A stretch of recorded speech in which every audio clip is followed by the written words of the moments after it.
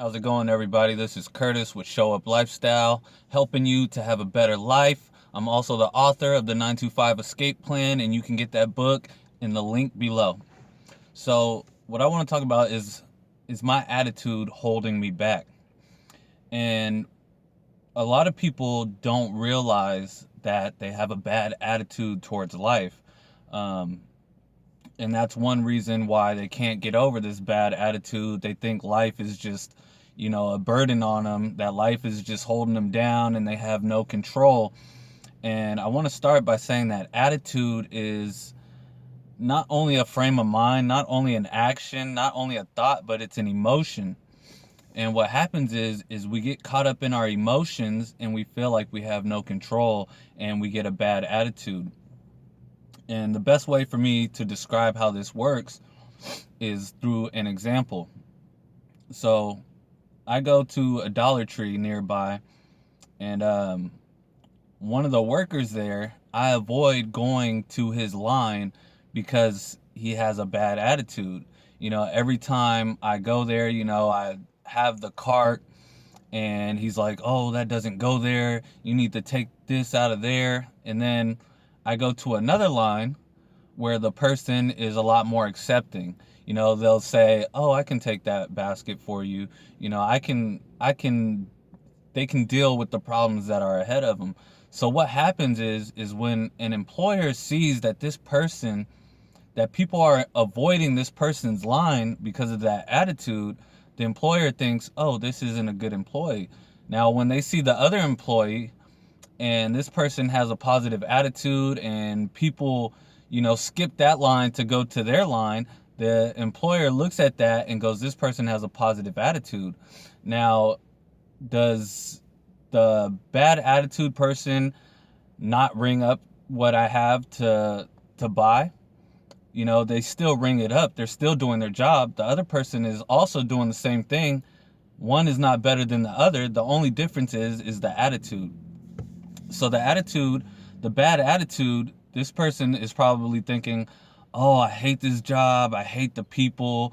I got to go home. I got to feed my kids. I'm barely making enough money." While the other attitude is, this is my job. I'm going to give it 100%.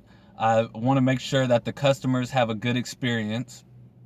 And this person ends up being a manager, while the person with the bad attitude ends up either getting fired or they get stuck in this position where they don't get promoted and they stay where they're at and they stay stagnant and they feel stuck.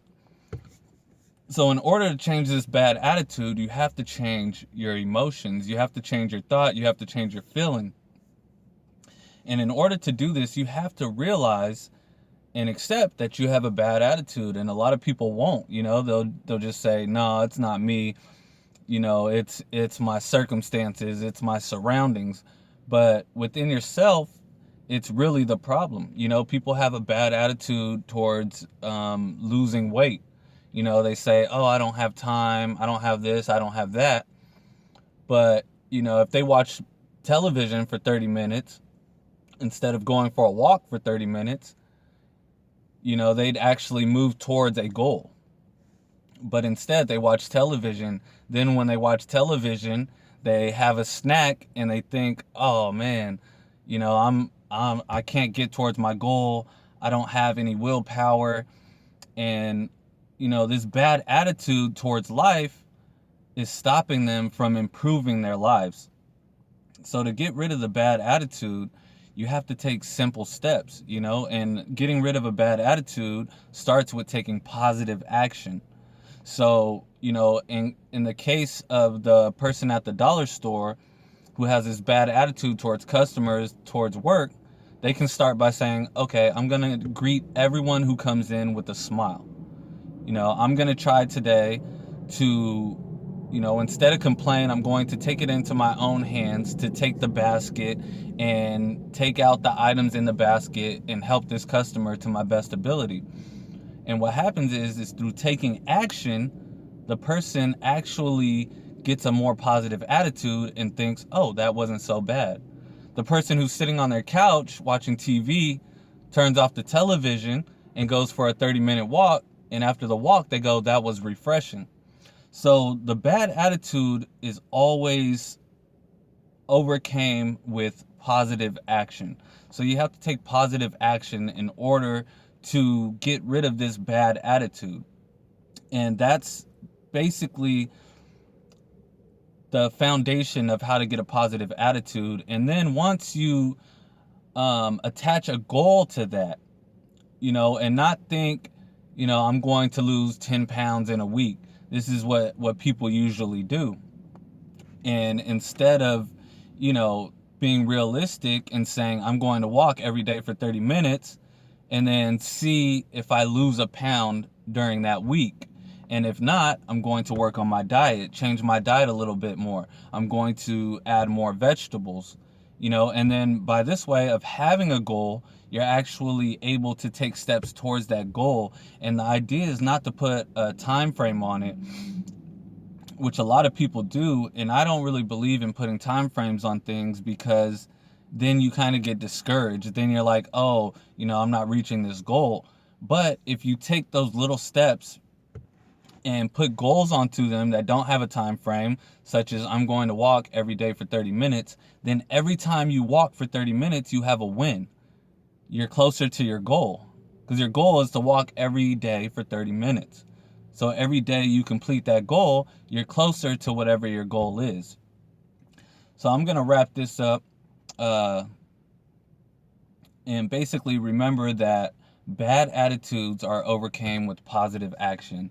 And start small, start with small steps, anything that can get you towards your goal.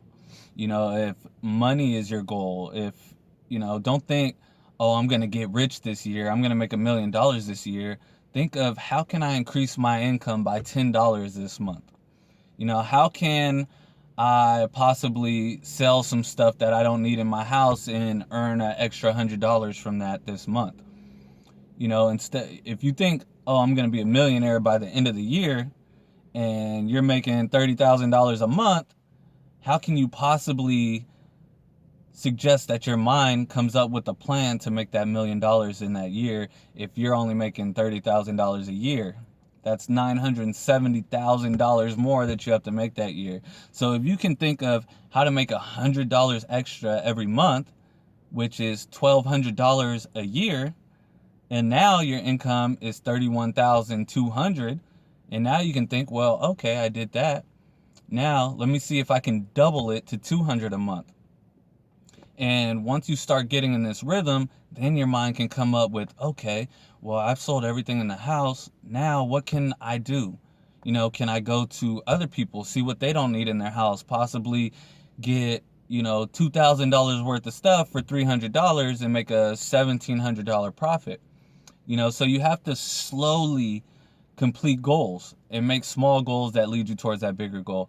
Thank you for watching, guys. I hope this was helpful for you. Please like the video, subscribe to the channel. I have tons of information. You can look at older videos if you need help. You can really see my journey from when I first started to where I'm at now. And leave a comment if you have any questions. Thank you for watching, guys. Have a great day.